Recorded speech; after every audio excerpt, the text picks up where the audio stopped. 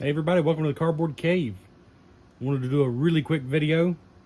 I know I say that a lot, but this one actually I believe will be really quick. Just to show you some comics I just picked up. Well, I just got from eBay.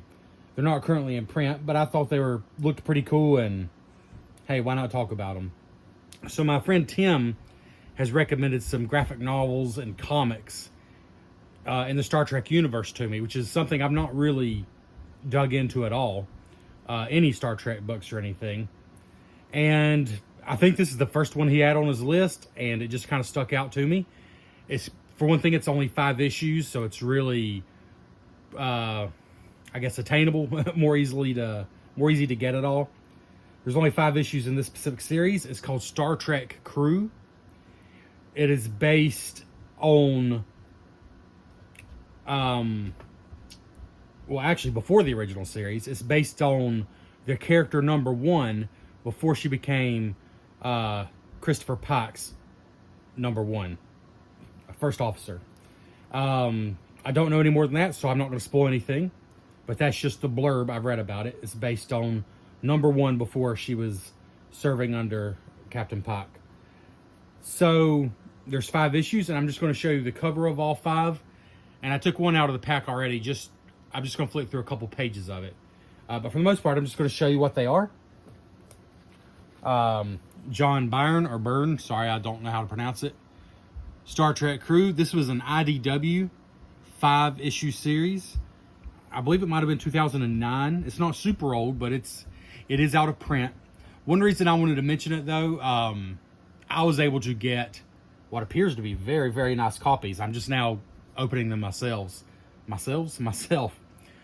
I was able to get all 5 issues for like 21 bucks shipped on eBay, which is barely more than the original list price of $3.99 per issue.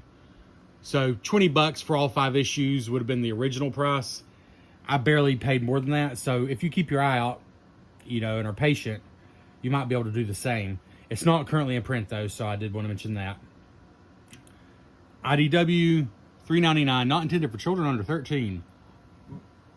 So there's issue number 1. Here's issue number 2.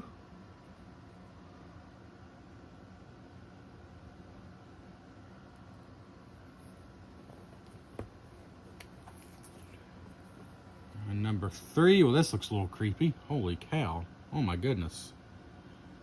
So, looks like, almost like a morgue. I don't know. Look like bodies everywhere. It's kind of creepy.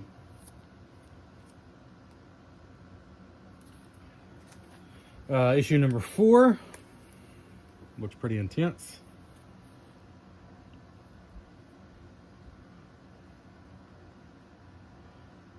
I really like how it's in the shape of the Enterprise, the artwork itself.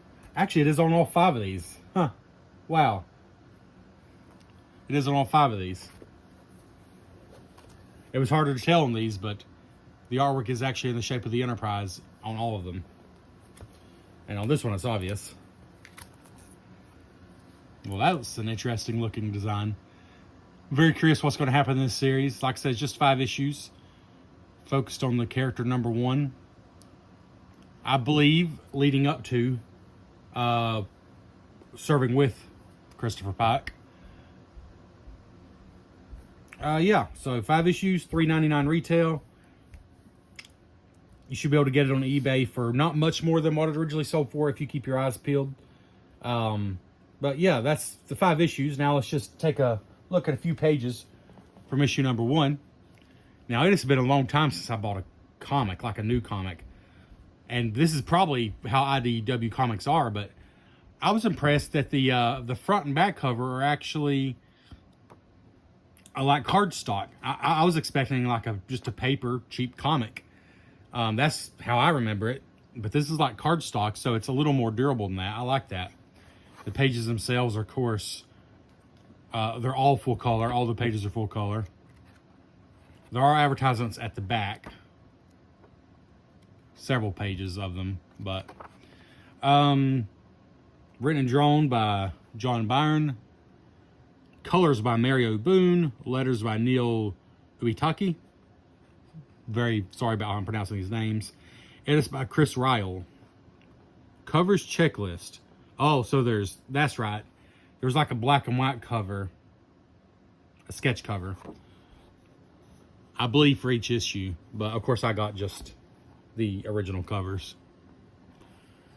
So yeah, I will say, having read none of it, I like the art. It looks almost like it could have come out at the time. Ooh, I love that. It almost looks like it could have come out at the time of the 1960s Star Trek, yet it's also detailed and modern looking. I kind of love the look of it, honestly.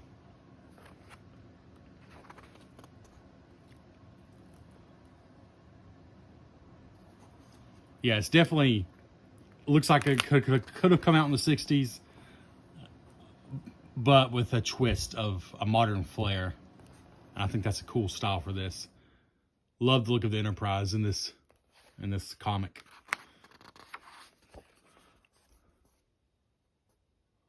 And I'm not trying to pause it long enough for you to read it, because if you want to read it, you know, I'm sure there's probably ways to get it digitally, but I wanted to actually have the physical version. But no doubt, I think the artwork looks great.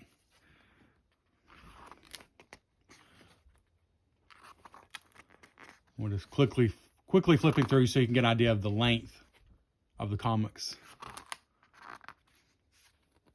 Again, not trying to show you everything on every page. Don't want to spoil it. If you want to read it for yourself.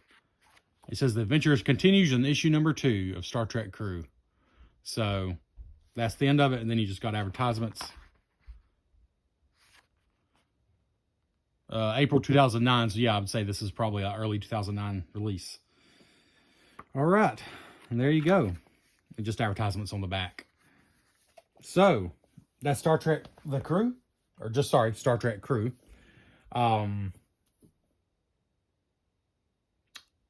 And I think it looks really cool. If there's any current Star Trek comics or graphic novels or just books that you think I should check out, I'm all ears. Like, I'm very open to recommendations. Just let me know in the comments. This is sort of me just dipping my toes into the world of Star Trek in comic and graphic novel form. Anyways, thanks for checking out the Cardboard Cave. We'll catch you later.